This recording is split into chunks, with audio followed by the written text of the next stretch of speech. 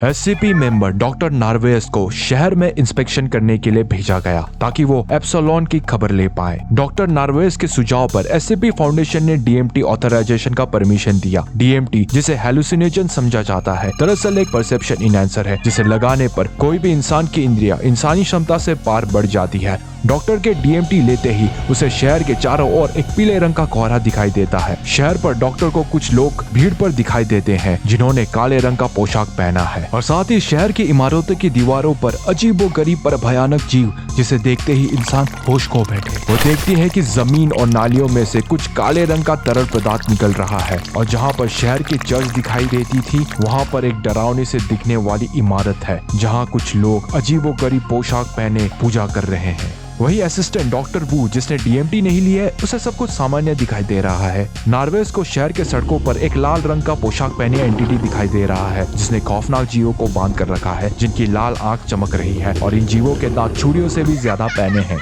Doctor वू को इसके बदले एक टीचर अपने स्टूडेंट के साथ दिखाई दे रहा है। ये जीव मिलकर एक छोटे जीव को मार रहे हैं, और डॉक्टर वू को इसके बदले दिखाई दे रहा है कि कुछ बड़े बच्चे मिलकर एक छोटे बच्चे को तंग कर रहे हैं।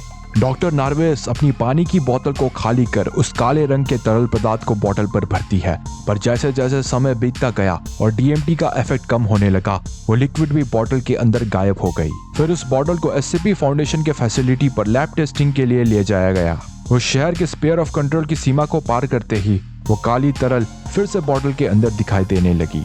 सन 1998 की बात है जब साइट 13 के डायरेक्टर, जो इस शहर जिसे SCP-2480 कहा जाता है, के जांच पड़ताल का काम कर रहे थे, अचानक ही गायब हो गए। जब एससीपी मेंबर्स ने उनसे फील्ड रिपोर्टिंग के लिए कांटेक्ट करने की कोशिश की तब उन्हें ये पता चला कि वो लापता है। इस केस के सिलसिले में एससीपी एजेंट सैमुअल ग्रो और सारा वैलेंटाइन को भी SCP-2480 में भेजा गया, पर उन्होंने भी इसके बाद कभी भी फाउंडेशन से संपर्क नहीं किया। मोबाइल टास्क फोर्स एप्सिलॉन 6, जिसे विलेज ईडर्स भी कहा जाता है, इस मोबाइल टास्क फोर्स को SCP-2480 में भेजा गया ताकि वो सब लापता हुए एजेंट्स के बारे में पता लगा पाए। इन्होंने जल्द शहर में लोगों के बीच अपनी जगह बना ली, जहां ये मेंबर्स फॉरेन टूरिस्ट के भेष में शहर में रहने लगे और फाउंडेशन को अपना रिपोर्ट देना शुरू किया। पिछली रात को करीब 12 बजे मैंने एक आदमी को अपने गार्डन पर घास काटते हुए देखा, जो काफी हैरान कर देने वाली बात थी। और आज सुबह एक आदमी मछली बाजार में मुझे पैनो नजर से घुरा ही जा रहा था, और उस आदमी ने अपनी पलक एक सेकंड के लिए भी मुझसे नहीं हटाई। पिछली रात को मुझे नींद नहीं आ रही थी। जब मैंने आखिरी बार पीप होल से दूसरी तरफ देखने की कोशिश की तब मुझे वहाँ एक परछाई दिखाई दिया, पर मैं ये ठीक से नहीं कह सकता कि वो परछाई आखिर एक औरत की थी या फिर एक आदमी का। जब मैंने ये ठीक से देखने की कोशिश की तब उस इंसान ने अपना सिर दरवाजे पर जोर जोर से पटकना शुरू कर दिया।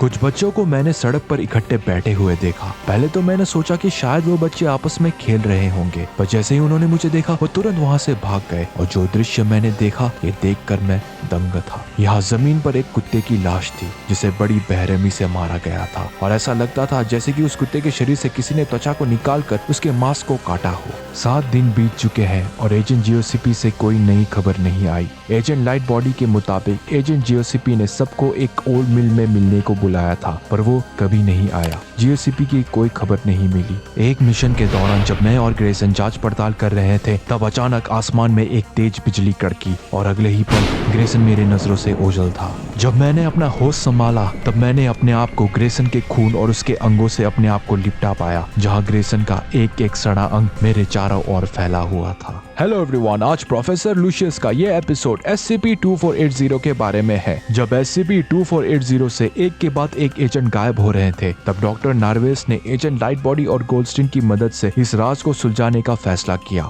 वो सभी एजेंट जीओसीपी के घर तहकीकात करने गए, और नार्वेस के डीएमटी को लगाते ही उसे पहले सामान्य सा दिखने वाला कमरा अब नरक जैसा दिखाई देने लगा, और यहाँ लिविंग रूम के दीवारों में लिखा था कि वो अभी विनाश का सपना देख रहा है, एडिटम का जल्द उदय होगा। वो सभी बेसमेंट की तलाशी लेने लगे। तभी उन्हें बेसमेंट की दीवारों के बीच एक सिंबल दिखाई दिया, जो अचानक हवा में गायब होकर कई सारे सीढ़ियों में बदल गई। नार्वेस ने तुरंत उस सीढ़ियों से होकर दूसरी ओर जाने की कोशिश की, पर यहाँ गोल्डस्टीन और लाइट बॉडी, जिन्होंने डीएमटी नहीं लिया है, उन्हें नार्वेस दीवार के अंदर घुसते ही गायब होते हुए दिखाई दी। डॉक्टर नार्वेस के बुलाने पर वो दोनों भी उसकी आवाज का पीछा करते हुए अंदर आ गए, और नार्वेस देखते हैं कि यहाँ कई सारे टनल्स है, और इन टनल्स के साथ साथ इनसे जुड़ी हुई सीढ़ियां भी हिल रही है, जैसे कि ये कोई जिंदा जीव हो। वह सभी अपने सबसे नजदीक बाएं टनल की तरफ जाते हैं जहां उन्हें एक सड़ा हुआ दरवाजा दिखाई दे रहा है और जैसे ही डॉक्टर नार्वेस दरवाजे को धकेलती है उसने अपने आप को एक झोपड़ी पर पाया जो कि शहर के दूसरी तरफ बॉटफेल स्टेट के काफी नजदीक है। डॉक्टर नार्वेस देखती है कि एक राक्षस धुन से निकलता हुआ उनकी ओर बढ़ रहा है, पर यहाँ ये दो जिन्होंने DMT नहीं लिया है उन्हें वहाँ कुछ नजर नहीं आ रहा। इस क्रिएचर का मुंह सिर्फ और सिर्फ कील जैसे नुकीले दांतों से भरा पड़ा है और इस क्रिएचर के ना ही आंख, कान और नाक है, पर इनके बदले है हाथों में छुरियों से भी पहने 3 उंगलियां जो खून से सने हैं। राक्षस ने गोल्डस्टीन का गला पकड़ उसे जमीन से उठा दिया और एक ही वार में गोल्डस्टीन के शरीर के 2 टुकड़े कर दिए।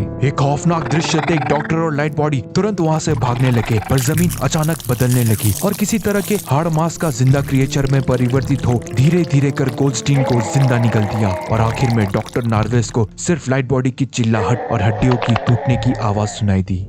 इस घटना के बाद प्रोजेक्ट सिट्रा एक्रा को बनवाया गया था जो कि एक समझौता था SCP फाउंडेशन और ग्लोबल ऑकल्ट कोएलिशन के बीच और इनका मिशन SCP-2480 और इससे हर जुड़ी चीज को पूरी तरह से नष्ट करना। 12 साल के कठिन परिश्रम और कई एजेंट्स के मौत के बाद SCP फाउंडेशन और GOC ने फाइनली बॉटफेल स्टेट पर कब्जा किया और इस दौरान मेंबर्स ने एक व्यक्ति को भी हिरासत में लिया जिसे SCP-2480-1 कहा जाता है जो फेरोमोन्स की मदद से SCP-2480 का नियंत्रण किया करता था। इंटरव्यू और इन्वेस्टिगेशन के दौरान मेंबर्स को पता चला कि इस व्यक्ति की इंटरनल ऑर्गन्स इसके शरीर से गायब है सिवाय दिल, लंग्स और ब्रेन के और इस व्यक्ति का पायनियल ग्लैंड सामान्य आकार से 8 गुना बड़ा है। एक इंटरव्यू के दौरान इस व्यक्ति ने कहा कि उसे कासिस्ट कार्वस के नाम से बुलाया जाए। जैसे जैसे समय बीतता गया मेंबर्स ने इस बात का पर्दाफाश किया कि ये व्यक्ति दरअसल और कोई नहीं बल्कि साइट डायरेक्टर साइमन ऑसवाल्ड है जो कई साल पहले लापता हुआ था। जब मेंबर्स ने साइमन ऑसवाल्ड से पूछा कि आखिर उसे ऐसी काली शक्तियां कहां से मिली, तब साइमन ने जवाब दिया कि उसे ये सारी शक्तियां ग्रैंड कार्सस आयन ने दी जो कि सार्किक एम्पायर का फाउंडर है। SCP-2480 एक डायमेंशनल एनोमली है जो मैसेच्यूसेट्स में पड़ता है। ये एक कोस्टल जगह है जो चारों ओर से घने जंगल से घिरा है और इस जगह की आबादी लगभग 9000 है। SCP-2480 बॉटफेल मैनर के पास स्थित है जिसका मालिक एक मिलियनियर कॉर्नेलियस P. बॉटफेल III था जो अपने जमाने में एक रईस इंडस्ट्रियलिस्ट तो था ही पर साथ ही काला जादू का इच्छुक भी था और ऐसा कह सकते हैं कि इस शहर को एक शैतानी SCP में बदलने में कॉर्नेलियस का एक बड़ा हाथ था। मरने से पहले बॉटफेल ने एक कल्ट की स्थापना की थी जिसका नाम एडिटम्स वेक रखा गया, पर सन 1932 में SCP फाउंडेशन ने इस कल्ट को एक सामान्य रईसों का अपर क्लास सोशल क्लब बताकर इस बात पर ज्यादा ध्यान नहीं दिया क्योंकि तब फाउंडेशन को इस कल्ट की शैतानी गतिविधियों का आभास नहीं था।